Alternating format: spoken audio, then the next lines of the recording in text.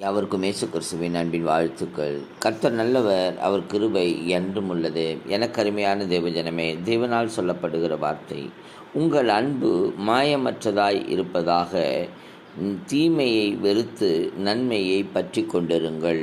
எனக்கு அருமையான தேவஜனமே, இன்றைக்கு நம்முடைய அன்பு எப்படிப்பட்டதாய் இருக்கிறது?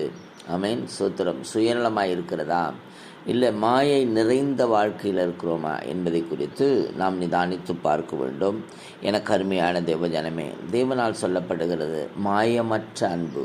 ஆமென். மாயமில்லாத அன்பு, உண்மையான அன்பு, ஒருவரை ஒருவர் நேசிக்கிற அன்பு. ஆமென். சோத்திரம். உன்னிடத்தில் அன்பு கூறுவது போல பிறருக்கு அன்பு கூறுவாயாக என்று சொன்ன அந்த அன்பு நம்மிடத்தில் இருக்கிறதா என்பதை ஆராய்ந்து பார்த்து ஆமென் தேவனுக்கு தம்மை அர்ப்பணிக்க வேண்டும். ஏனென்றால் சகோதர சிநேகத்தில் ஒருவரை ஒருவர் கனம் பண்ணுகிறவர்களாயிருக்க வேண்டும். Amen. God bless you all.